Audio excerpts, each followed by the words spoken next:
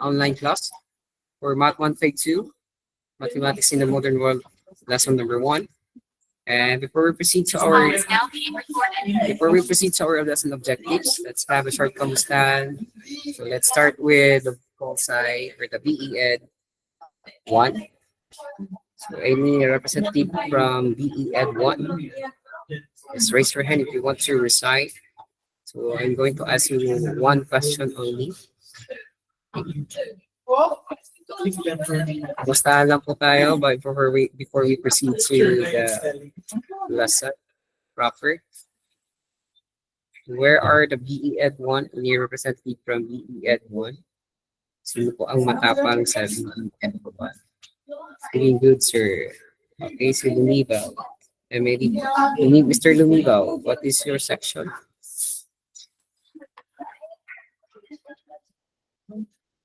Mr. Lumibaw, section? Block 2 po.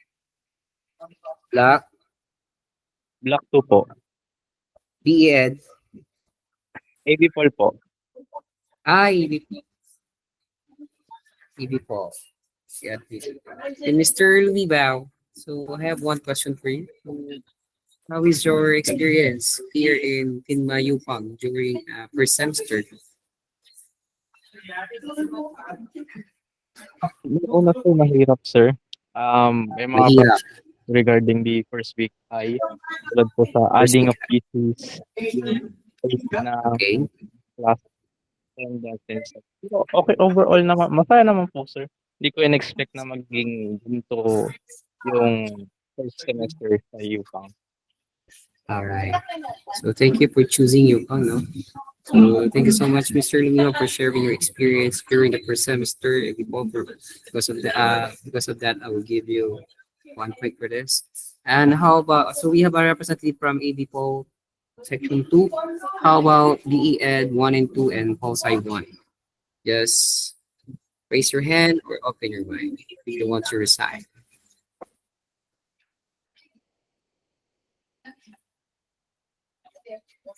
Yung kung matapang dyan, tawag tayo. Yes, sino po nag-raise ng hand? Just simply open your mind. Kyle Vincent ng Claveria. Kyle Vincent Claveria from what section? AB Paul Block 1, sir. Oh, Block 1. Okay, Claveria. So, how is your experience in UPAng? Why did you enroll again for second semester? Bakit mo pa rin pinili ang UPAng? First semester, sir, my times na hectic, my times na enjoy. All in all, good experience. Nag-enroll ako sa UPAng kasi satisfied po ako sa experience po ng first sem. So, tuloy-tuloy na lang po dito. Tuloy-tuloy. Alright. So, Kyle, so I hope you're doing good. And sana magtuloy-tuloy yung mga pangarap mo sa buhay. And huwag ka susiko. Along the way, marami kang maranasan problema, pasakit. So, hindi lang ito kasiyahan. Hindi. Marami ka talagang pagdadaanan ng mga mahirap na bagay kasi ang education is mapait talaga yan. Mapait ang edukasyon. Pero kapag ito ay nagbunga, ito ay matamis. Okay? So, Laveria, just focus on your education kasi ang edukasyon ang susi sa kahirapan. So, huwag tayong umasa na diskarte. Mas maganda kapag may edukasyon ka, may diskarte ka pa. Alright, thank you so much for Mr. Laveria. How about the BE Ed? Oh, mga edukado. Education students. Oh, mga ka-college ko sila noon. Anyone? Yes. Name? Maraga. Faustino. Good afternoon po, sir. May I know your name first? Sir, from B Ed 1 po. You can type your name in chat box. It's a cookie. Chat box. Any type mo para makita ko yung full name. Sabi ni Kennedy is, education is the key to success. Yes, education is always the key to success. Okay, Mr. Amis Faustino from B Ed 1. Okay, yeah. Faustina B. How is your academics, Miss Faustina? Okay po ba ang grades natin during sa first semester? Yes, sir. Okay lang, Okay ma'am. naman. Running for Dean's Lister? Hoping, sir, manifesting. Come again? Manifesting, sir, na Manifesting. mag-continue yung ano. Okay. So, huwag ka lang magkakaroon ng grade na 2.25 ata. Maging cum laude. No? So, medyo masaya pag first year pa lang. Kasi madadali lang yung mga subjects. But when it comes to third year, nung ako, first year, second year, tuloy-tuloy yung pagiging yun semester. Pero nung third year na, yun! Medyo lahat na ng subject ko noon is major na kaya naging mahirap na siya sa lahat ng bagay. At least ang naitawid, ang importante hindi ka sumusuko. Dahil susuko tuloy-tuloy lang. Dahil talagang sigurado ang trabaho, sigurado ang tagumpay once na kahit ikaw ay graduate sa University of Pasig. So thank you for sharing your experience, Mr. Lumibaw, Mr. Claveria, and Ms. Faustina. So let's move on to our lesson. The title of module number 1 is all about recognizing patterns in nature and configurations in the world. As an objectives is we have two. Today we're going to identify the Fibonacci numbers in nature and in art, not only in nature but also in mathematics. And we're going to generate the Fibonacci sequence and create a spiral. So in the last slide, we're going to create a spiral. That your lesson number 1, activity number 1. And let's have an icebreaker first before we proceed to the lesson proper. And the first question here is, as you can see, there are 4 boxes. So we have 4 boxes here, and then we're going to move 2 sticks in order for it to make or to create a 5 boxes. So we have 4 boxes here, close figure ng 4 boxes. Ang gagawin lang natin dito daw is mag-move tayo ng dalawang number represent ko siya ng stick na kulay blue. Then mag-move ka ng dalawa, then mag-create tayo ng 5 boxes. So just pick your number here, and ako na po ang maggagalaw ng mga stick. So there you go. So dalawa lang po ang i-move dyan, then magiging 5 boxes na siya. If you know the answer, just simply type 1 from our chat box, and I will call your name.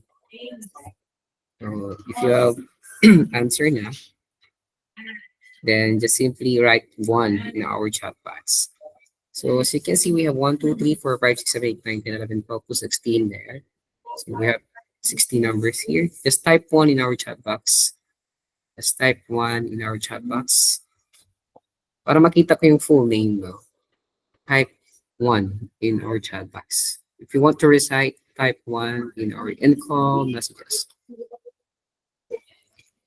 So as you can see, we have 4 boxes here. Our goal is to make this one into gagawa daw tayo ng 5 boxes, just simply moving 2 sticks.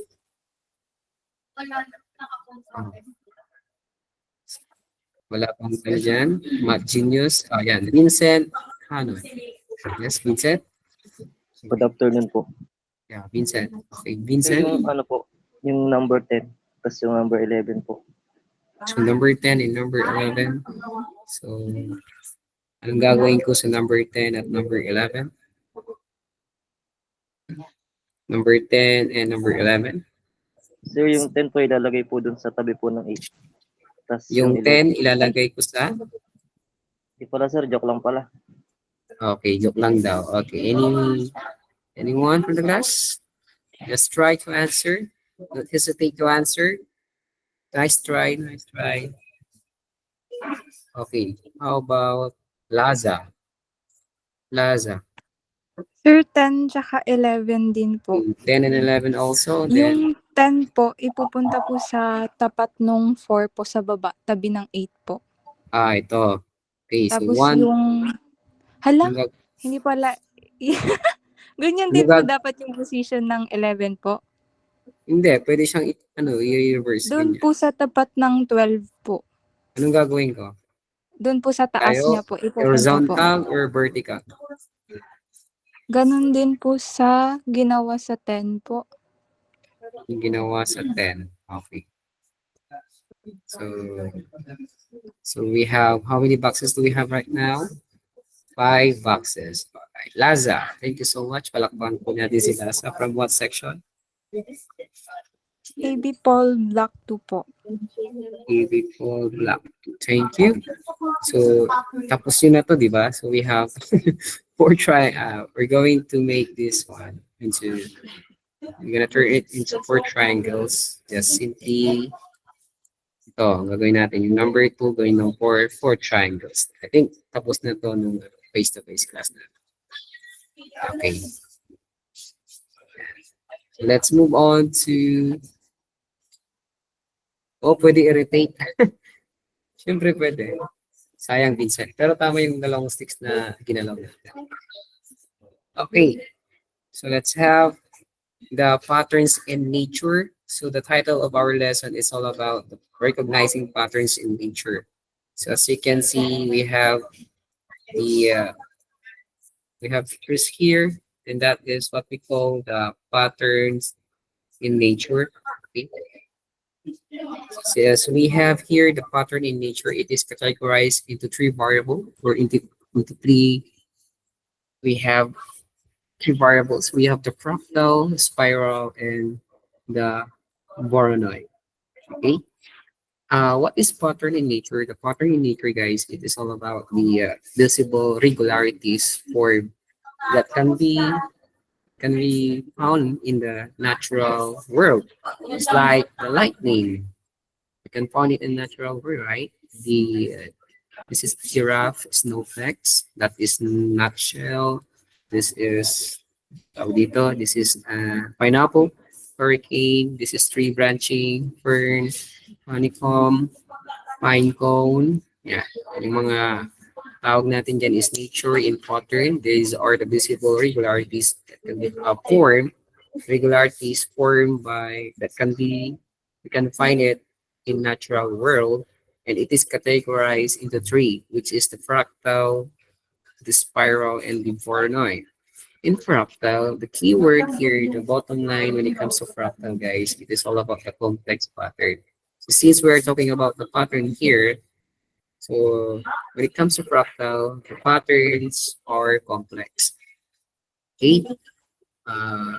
But the shape is simple, but the pattern is complex.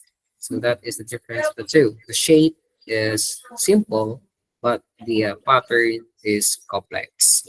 The spiral is from the word itself, spiral. The keyword here is just simply curve. If it is a curve and it has a central point, and that is a spiral, because spiral is a circular shape na kung saan we have revolving around a central point, and that is the spiral. Or the keyword here in spiral is curve. And the last one, pattern in nature, is categorized into Voronoi. Yung Voronoi is matatagpuan to sa mga hayop, pwede sa hayop, or pwede rin sa lupa. Kasi ito ay parang puzzle siya. Puzzle, para siyang border, or drawing line. Yan yung mga keyword niya. Yeah. Again, we have 3 patterns in nature. We have the fractal, which is the complex pattern. It is a self-similar, kung saan naulit-ulit lang siya over time. From the definition, makikita mo agad dito sa pictures natin kung ano ang fractal. Yung paulit-ulit daw na pattern repeats itself over time. Self-similar pattern repeats itself over time. Okay? And the curve is makikita natin sa drawing mismo mamaya. And the puzzle border drawing line, that is the Voronoi. Okay? So based from the definition, we're going to identify whether the following is fractal, spiral, or Voronoi. So what do you think is the answer when it comes to lightning? According to Princess Balolo, The answer here is fractal. Very good. Princess Balon from what section? Sir, AB Paul 1 po. All what? Diba? The answer here is the lightning is under siya ng fractal. This is under fractal because of its pattern. It has a simple figure, but the pattern is complex and it is self-similar, repeats itself over time. As you can see, the pattern repeats itself over time, and that's why the first picture that we have is fractal. And how about this one? Okay, according to Princess again. Yes naman ito. Nakita ko si Princess ang nauna. Okay. The answer here is a spiral because this is a nutshell. So shell meron tayong circular shape, no? Or circle, a central point. Sa pinakailalim niyan, it has a circular shape or circular point. And nakita nyo naman pa-curve siya. So Princess Balolong, get the correct answer. Next is, how about this?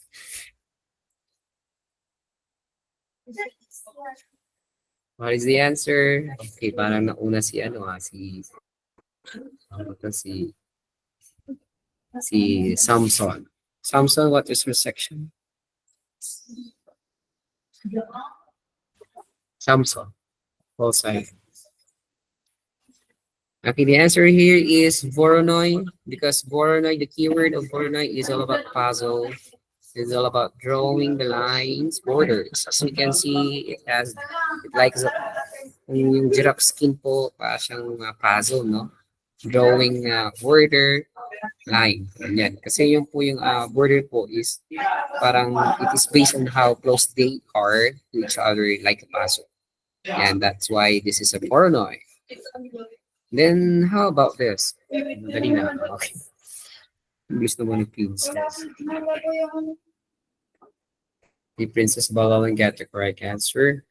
Because as you can see in our picture, this is a hurricane. And hurricane has a central point and has a curved pattern with circular shapes. So our present picture is spiral.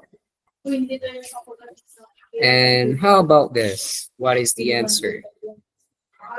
Okay, sa ngayon, nauna po si Liverpool. Si Daniel. Paano Daniel Liverpool? Section mo.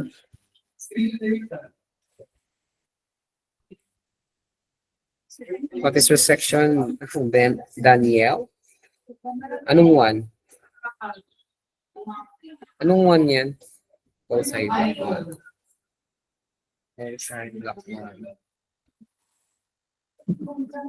This is fractal. The answer here is fractal. As you can see, there is no curved pattern. There is no drawing line or drawing borders. So the possible answer here is fractal because of its simple figure, but it has complex pattern. Ay, John Gabriel. Ay, wala pa po pala. But alam mo, naburo na yung susunod eh. Ba't mo alam ha? Panood nyo na ata yung dinownload ko sa YouTube ah. Hacker. Okay, mag-uumpisa pa lang yung sagot natin. What is the answer? Burunoy. Anong Burunoy kayo dyan? Okay. Okay, si Dorisa Catalan. Miss Dorisa Catalan, from what section? The answer is fractal. Miss Catalan, what is your section? From block what? Anong section mo? Block 1, D. Okay, the answer here is fractal. As you can see, this is snowflakes. And this is not a spiral because it has no curved pattern. And this is not a Voronoi. This is not a Voronoi kasi as you can see, wala namang border dyan. Open siya na line. And mas better siya sa complex pattern. Kasi meron siyang self-similar across different scales. Yun po, kaya fractal po siya. Next. Ano kaya ito? Okay. So yung sagot ay Uy, wala pa, Julian. Wala pa. What is the answer here? 4 na yan po. Okay. The answer here is spiral. So Francis Balolong again got the correct answer. So why is it spiral, sir? Why pwede naman siya sa Voronoi and pwede naman siya sa fractal? So mas dominant si spiral because of its circular shapes. Okay, meron siyang circular shapes revolving around its center. So it has a curved line. Kasi ang pinag-usapan dito is that para ano, yung tuktok ng pineapple mismo. Meron pong ano dyan sa gitna meron siyang central. So spiral. This is spiral. Next. How about this? Okay. Hacker to si Francis Balolong. Yun agad yung sagot. This is Voronoi. As you can see, there is a border.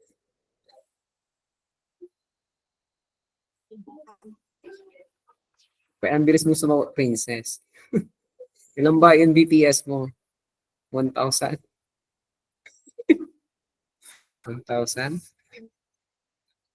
Okay, the answer here is a Voronoi. As you can see, it is a drawing line or borders, and it is like a puzzle. That's why the answer of Princess Balolong is correct, which is Voronoi. Next. How about this? Meron pa ba? How about this one? Okay, fractal, Voronoi. All right. Oligario got the correct answer. Oligario from what section? Oligario. ABP1. Olsay 1. Ano yan? A fractal exit? Hindi niya ba? This is an example of puzzle, right? It is a Voronoi. It has a border. That's why it is under Voronoi. Ito yung putik na pagtuyot, El Nino, di ba? Nagka-crack yung lupa. This is Voronoi. I think this is the last one. All right, good job. So palakpakan po natin sila Balolong, Lumibaw, Claveria, Faustino, Laza, Samson, Beaverford, Catalan, Oligario. Let's give them a round of applause for this. Yeah, thank you so much for participation. And let's move on to the main lesson of our main topic, lesson number 1. And of course, I mean to the second part of our lesson. We're done with nature in patterns. We have 3. It is categorized into 3, the fractal, the spiral, and the Voronoi. And now let's move on to the mathematician, namely Fibonacci sequence, or C, Leonardo Pisa. So who is Leonardo Pisa? Leonardo Pisa is also known as Fibonacci. Di ba kapag kayo ay isang author sa book, ano yung ginagawa natin? Gumagamit tayo ng alias or aka pseudonym. Yung Fibonacci naman yung pangalan ni Leonardo Pisa. So siya ay taga Pisa. Pisa. Sa Pisa siya. Fibonacci is the name of his book, and Fibonacci sequence is introduced ni Leonardo Pisa in the year of 1202, and the name of his book is Liber Abaci, and Fibonacci or Leonardo Pisa is nickname. Tama, miskatag. Parang yung mga artista din, di ba? Screen name. May screen name sila. May screen name yung mga artista. Parang si Catherine Bernardo, di ba? Meron siyang second name, hindi lang sinasabi. Si Alden Richards, meron siyang totoong pangalan. Si Buboy, si Cesar Montano. Ganyan. May mga ano yan, may mga totoong pangalan yan. Minsan nga pangit yung mga pangalan nila. Screen name yun. Nickname nila. Nickname yung sa kapag ikaw ay writer, mostly sa writer kasi. Parang yung mga bayani natin, si Gregorio del Pilar, may ginamit siyang pangalan niya, si Marcelo del Pilar. Si Goyo, di ba? Si Goyo is, meron siyang ginamit na pangalan niya din. Kasi si Goyo, ano niya, is marunong siyang magtula. Ano, naalala ko, nung napanood ko yung movie niya, di ba? Sinusulatan niya yung mga mahal niya sa buhay, di ba? Yung Maris Racal. May nasama si Maris Racal. Si Maris Racal naman is, ano siya, matinik, madiskarte sa buhay. Alright, so that is Fibonacci, Leonardo Pisa. So ito yung na-discover ni Fibonacci. So simple lang ito. This is the rule of Fibonacci sequence. So as you can see, the upper portion or the upper part is what we call term or the position of your nth term. So as you can see, there is 0, 1, 2, 3. If we're going to categorize 0, 1, 2, 3, 4, 14, dot, dot, dot, it is under what types of number? Is it integers? Odds, sir. It is integer.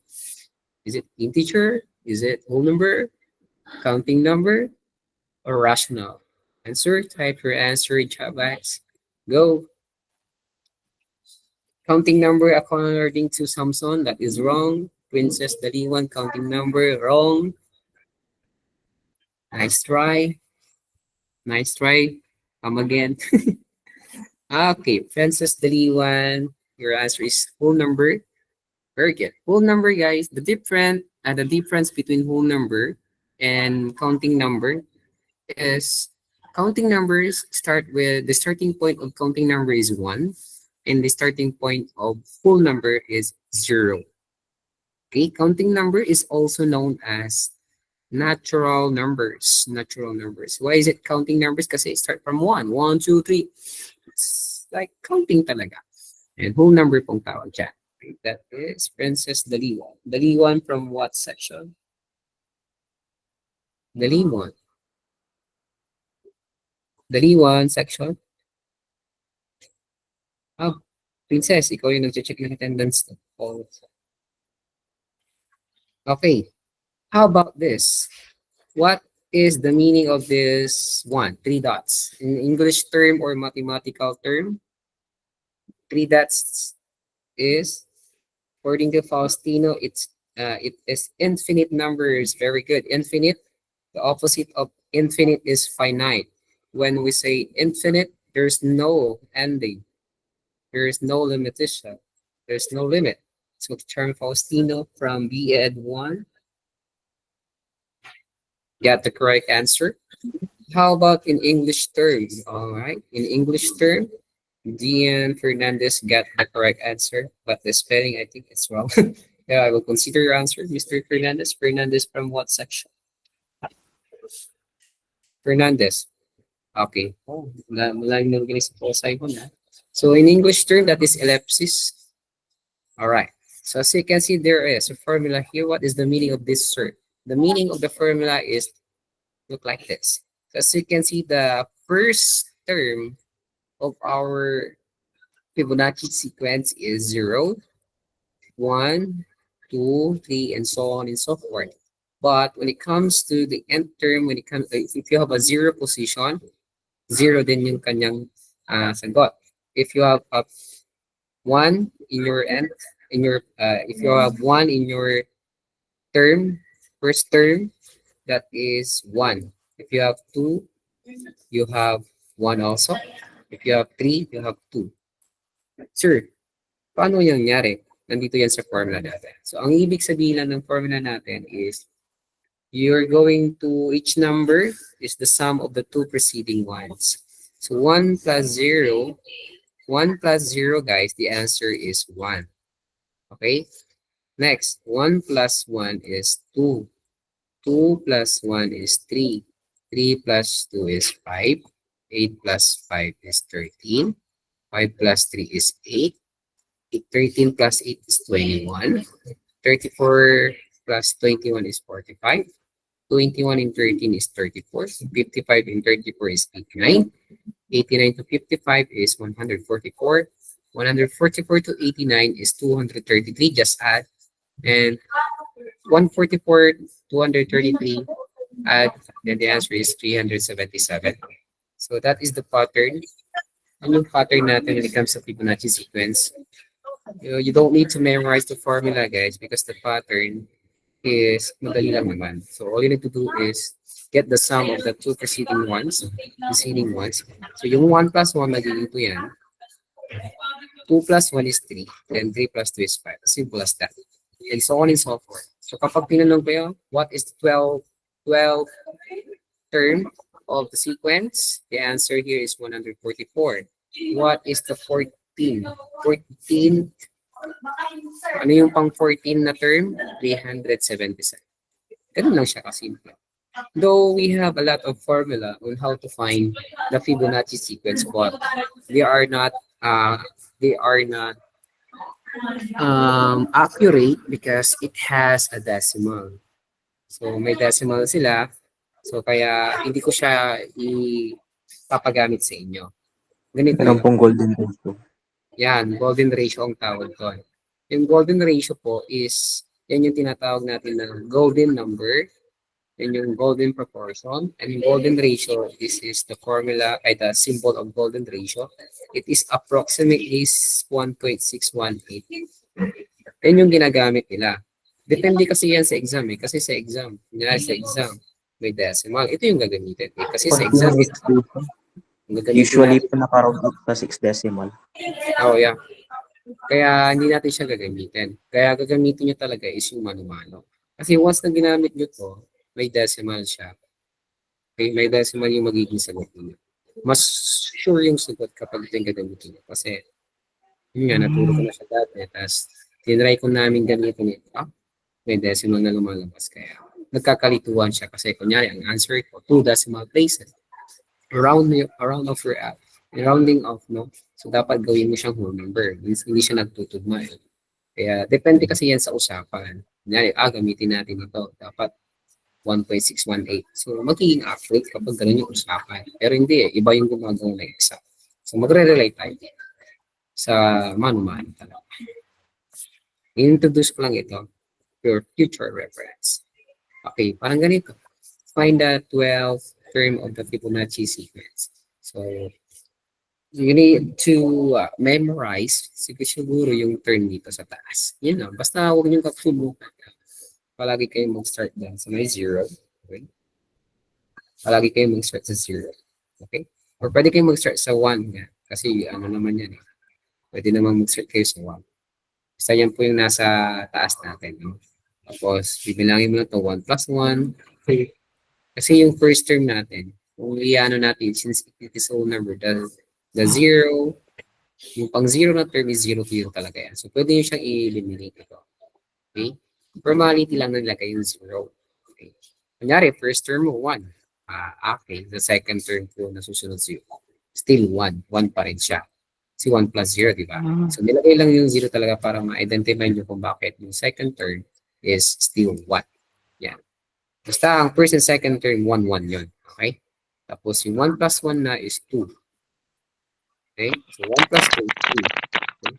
As simple as that. And so on and so forth.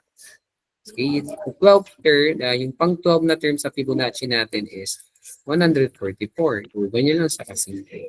Para lang kayong nagpapares-pares. How about this? So find the 23rd term of the Fibonacci sequence. Sige nga, kunin nyo nga yung pang 23. If alam nyo na yung sagot, just type your answer in chat box.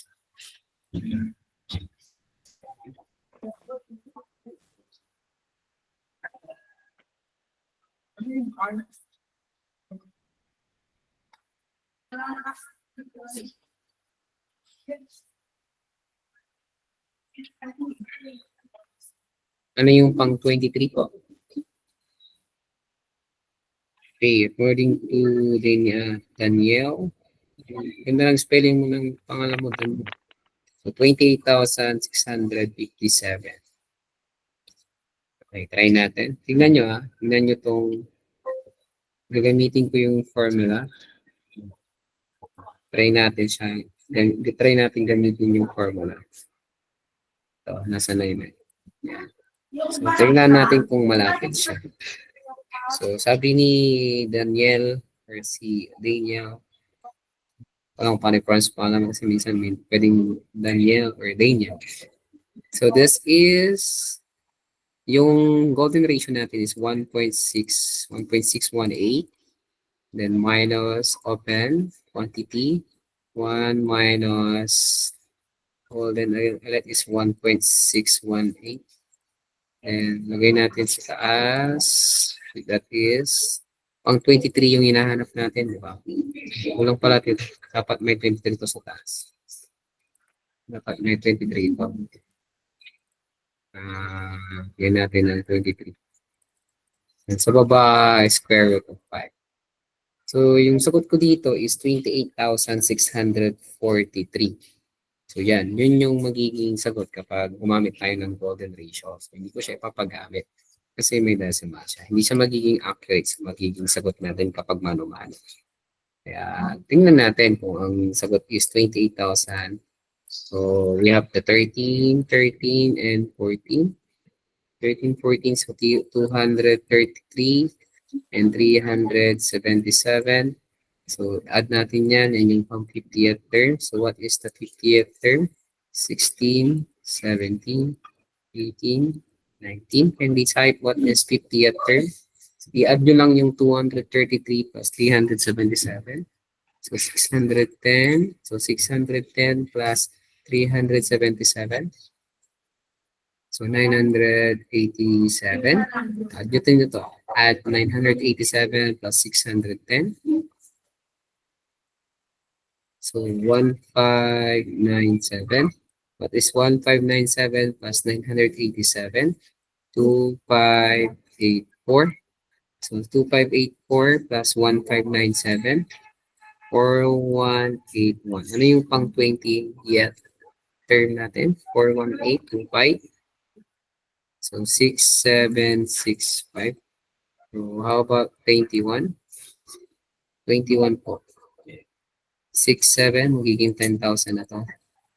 Okay, so malapit na tayo. 22. 22 is 17,711. Last term. Add natin ito para makuha natin yung 23. 28657. So, doon sa calculator ko, so, malapit lang yung sagot ko dyan kasi nga, may decimal po yung ating golden ratio. So, hindi siya sasakto, no? Pwede siguro kapag ilalagay natin yung saktong value ng golden ratio, pero talaga na mag-memorize pa tayo, di ba? So, doon na lang kayo sa magmamano kayo kasi we don't need to memorize the formula. So, nakakuha ng ating sagot kanina, si Riverford from Hosai Blackpool. Thank you. Next, okay, how about the 25th term? Go. So what is the 25th term of the Fibonacci sequence?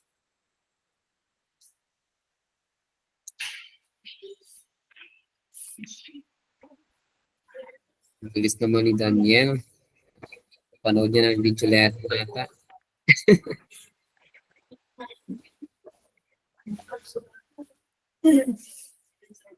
Ay, sorry, mali.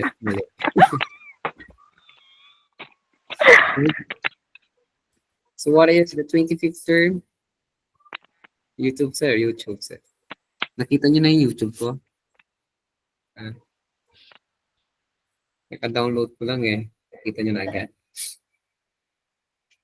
So this is 72,000. 72 kay to Riza. 75. Okay, 75. Kay Kennedy, iba din. 75, 7.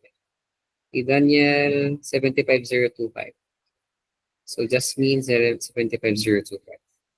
So, try natin. So, 28657 yung 23, diba? So, 28. So, 657. So, yung 24, yung 22 is 17. So, 17,711. Ano yung pang 24 ulit? Yung pang 24 is 46,368. Add nyo nga ito, 28. Then yung pang 25th, is it 75025? Yan, add nyo to. Is it 75025? Hello? Alright. Sabi ni Miss Aduka. 75025. So, si Mr. Daniel. Tama yung sagot niya. Okay, the answer here, the 25th term is 75,025. How about this? Okay na, Ana. Tapos na, Ana. Okay, can you give me the answer number 4? Type your answer. Now, go. Wow. According to Princess Balolong, this is 3,524,578.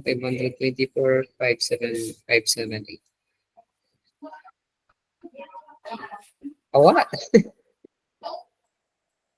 This is Ana Mercy Makatlang. Sino yung nauna type ng answer? Princess Balolong. Andun si Princess Balolong. Parang may kaibigan siya sa mga estudyante ko dati. Oy, Jasmine. Saan mo nakuha yung 14 million? Wait, signal. The answer here is... Okay, let's try to answer this one. So, if the questions is ganito yung format, ang gagawin nyo dyan is, i-minus ninyo yung, ang hinahanap kasi dyan yung 33. So, i-minus natin yung highest number, 9,227,000. Then, 465. I-minus natin yan sa susunod na number, 57,000, 5702, 5702,887. So, the answer here is 352,4,578. So, nakuha po ni, sino yung nakakuha? Si Daniel. Ayan, si Daniel. So, tama po yung sagot ni Daniel. So, ganyan lang po yan. Ang dali ng math. 3,524,578. So, ito yung magiging sagot natin dito sa number 4. Next. Okay. Can you identify how Fibonacci numbers are used in Pascal's triangle? So, this is Pascal triangle. Naturo natin ng grade 11. Turo na nila sa inyo ito ng grade 11 kayo. So, i-relate natin si Fibonacci kay Pascal triangle. So, how are they related? So, they are related in terms of the amount of every term. So, as you can see, we have 1 here. This is 1. This is also 1. So, 1 and 1. And this is 1 plus 1. The answer is 2. 2 plus 1 is the answer is 3. Then 1 plus 3. 1 plus 3 plus 1 is 5. So the same with the pattern that we have in Fibonacci. Next pattern is 8. We need to find the value of 8 in Pascal triangle. So 3 plus 4 plus 1, the answer is 8. Then 13 is 1 plus 6 plus 5 plus 1. The answer is 13. And 21 here is 4 plus 10 plus 6 plus 1. The answer is 21, and so on and so forth. So that is the how they are related to each other, Pascal's and the Fibonacci. Okay, so we have here the triangle. How many triangles do you see? Any guess, guys? How many triangles do you see? Type your answers. Type your answer in call messages. Okay, bilangin nyo na. 16, Fernandez, wrong, mali. Let's try. 17, mali. 18, 20, 21, sige, gawin nyo na lahat ng numbers. Mali, may 1, may anong 100? 4 or 8? Hindi ah. Ilang triangle ang nakikita nyo dyan? 25, mali. Okay. 21, 23, 17, 18, 21. 2010. Sige, sabihin nyo na yung number lahat. Walang tumatama. Wala. Basta. Bakit basta? 9999. Bakit 6? Tingnan nyo may malaki, may maliit na may maliit, may malaki na na triangle dyan. Oh, bilangin nyo muna yung mga triangle na upward, yung mga upward na triangle. Upward. Lahat ng sagot nyo mali. 24 sabi ni Paulo, mali. 40 sabi ni Paragas, mali. Hi, this is Presh Talwalkar. How many Eh, triangles do you see in this picture? Is this Giancarlo, problem a try? And when you're ready, keep watching the video for the solution. We need to count the number of triangles very carefully. We'll first consider triangles which have a size of 4, which means its side length is equal to 4. how many triangles do you see? Parang may nanonood ng YouTube ah. May nanonood ng YouTube siya. May nanonood ng YouTube. Wala yung babasa. Yung nanonood.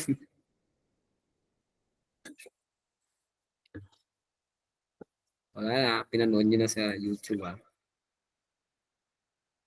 25 sir, 1M sir. Sino yung nanonood ng YouTube? Hindi ko nakita kung sino yung naka-open mic kanina. Yung YouTube dala. Hindi naman YouTube yung video yun eh, video. Video, baka galing sa ibang section. 25 sir. Neutral ako sir. Okay, so as you can see, the size of the triangle is 4. So ganito yan, may pattern niya. So we have size is 4. 4, 3, 2, and 1. So meron tayong up, meron tayong down. So in the 4 levels, so this is 1, this is 2, this is 3, this is 4. So bilangin mo natin yung 4 levels na going up. So going up, ganun. Going down, yung sa tip up. So this is 1 triangle. So 1, so 1 po tayo going up. Next. Next is the Zeiss 3. So dito tayo sa Zeiss 3.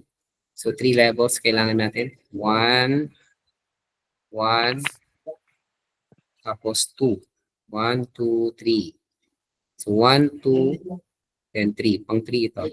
So that is 3 level. So ibig sabihin yung up natin is 3. Next. Next is yung 2 levels. Yung 2 levels po natin. So we have 1. Upward muna. Upward. 1. 2. 2 levels. 3. Then 4. 5. And 6. So 6 po yung 2 levels natin. Then, punta tayo sa 1 level ng triangle. Ibig sabihin yung maliliit lang. So 1. Upward 1. 2. 3. 4. 5. 6. 7. 8. 9. 10. So 10 po yung upward. So punta naman tayo sa downward. Punta tayo sa downward. So downward is ng size 4 wala. Di pwedeng wala tayong downward ng size 4. Pag downward kasi pag ganyan dapat. So 4 levels po wala. So lagay natin diyan 0. Lagay natin diyan 0. How about the size 3? Wala din, hindi rin possible ang size 3. Ang size 2 pwede. Going up ay going down. So, going down ng ating size 2 is, ito po yun. Saan na? 1. To. This is 1. That is 1, 1, 1. Isa lang yan. Hindi na, wala nang iba. Next is yung going down ng 1 level. So, marami yan. 1, 2, 3, 4, 5, 6. Yan. So, bibilangin natin lahat yan. So, bibilangin natin lahat. The answer here is... So, may nakita na akong tamang sagot, no? Siyempre, may nanood na kasi ng YouTube ata. The answer here is 27. So, this is 1 plus 3 is 4 plus 6 is 10. 10 plus 10 is 20. 1, 3, 6, 10, 0016. So 27 po yung sagot. So may nakita na ako tama yung sagot nila, pero may narinig kasi ako narunod ng YouTube. Hindi yung YouTube parang downloaded siya na video na kung saan ito yung laman niya. So you don't need to watch that one. So all you need to do is to memorize the pattern. The pattern here, guys, is you need to memorize the pattern. If it has a one triangle, if you have one triangle, then one lang yun. And if you have two levels of triangle, ang bilang ng triangle is 5. If you have 3 levels of triangle, the numbers of triangles is 13. If you have 4 levels of triangles, the answer is 27. So our answer here is 27 kasi 4 levels po yan. 1, 2, 3, and 4. If you have 5 levels of triangle, so the answer here is 48. So we have 48 triangles if we have 5 levels. If we have 6 levels, the answer is 78. So all you need to do is to memorize din in order for you to solve na ng matagal. So memorize nyo lang to Pag isang triangle lang, 1. Pag dalawang level, 5. Kapag 3 levels, 30. Pag 4 levels, 27. Pag 5 levels, 48. Pag 6 levels, 78. Okay? So, ganito yung magiging itsura ng 2 levels. Ganyan siya. Yan. So, paano siya naging 5, sir? Yung 1. 1, 2, 3, 4, 5. Yung kabuuan niya. Kaya may 5 po tayo. Ganyan po yung magiging pattern niya. So, all you need to do is to memorize the pattern. 1, 2, 3, 4, 5, and 6. Okay? That's it. So, hindi ako magbibigay ng points kasi may narinig ako na nanonood ng video. Hindi kaya nanood. Sabi ni Galindo, pa-off ng mic. Pinanood yung video So, the answer is here is 27. So, again, check for understanding before we leave. So, the fractal is a complex pattern. Kapag simple po siya, figure lang po. Which of the following is an example of fractal patterns? The answer is no. That's letter B. Then number 3, what is the rule of this pattern? Just simply add 4. What are the next 3 numbers in the pattern? 5, 10, 15, 20, 25, 30, 35, 40. Next, number 5 is which patterns follows the given rule? Start with 4, multiply by 3, then until there are 4 numbers. So 4 times 3 is 12. 12 times 3 is 36. 36 times 3 is 108. So the answer is letter B. So the first few Fibonacci numbers are blah, blah, blah. Siyempre, si Leonardo lang po yung magiging sagot dyan. The Fibonacci spirals, may makikita kayo dyan na pine cone, shell. That is the example of Fibonacci spiral. Which of the following is not example of Fibonacci numbers found in nature? Mountain range is the answer because pine cone spirals in sunflower, the numbers of petals in number of petals, an example of Fibonacci numbers found in nature, except mountain range. What is a spiral? So again, the keyword in spiral is curve. So nakita mo na agad yung keyword, then the answer will be A. The number 10 is what is pattern? Kasi pattern, it's a recurring. A recurring is paulit-ulit. Okay? Ulit-ulit. Ibig sabihin may pattern lang siya. So the keyword here is pattern recurring. Okay? So for your module, for your activity number 1, lesson number 1, you need to draw a Fibonacci spiral. So ito yung magiging drawing ninyo. Yung mukha, pwede yung dagdagan yung drawing ninyo. So ito yung magiging skeletal ng Fibonacci spiral. Yan. So pwede yung pagandahin, pwede kayong gumamit ng bond paper. You can use bond paper or you can use wrapping paper. Yan, pwede yung pagandahin, pwede yung siyang i-integrate sa arts. Basta may makita akong shape ng Fibonacci sequence. So, pwedeng ganito siya. Yan, nutshell. Okay, bahala. Basta magpasa kayo. So, connect ko siya sa Thursday. Okay, probably mathematics is not just solving for x, but also figuring out y. Pwedeng kulayan, yes, pwedeng kulayan. So once again, so that's it for lesson number 1. As simple as that. So that's all. Thank you. Yung attendance natin at yung mga inassign ko ano ng attendance, please ilagay na lang po sa messenger yung ating attendance para makita ng mga klase kung sino yung mga hindi pumasok at pumasok. Alright? So that's all for today. Thank you so much for listening. Bye-bye.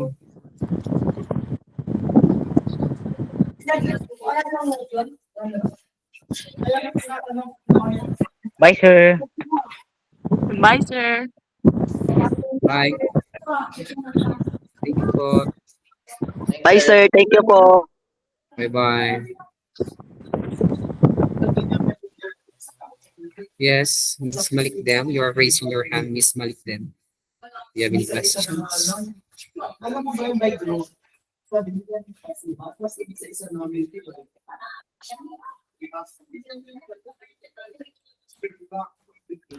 Sir, yung sa triangle po, ano po ulit yun?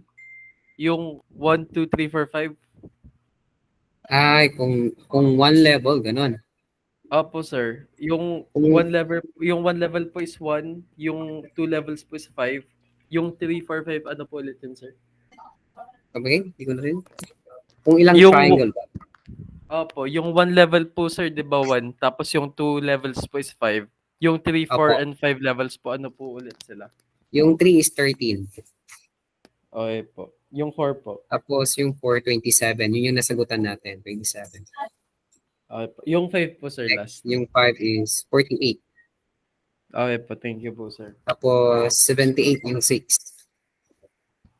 Sige po. Tapos 119 yung 7. Ay, okay na po, sir. Okay. Thank you.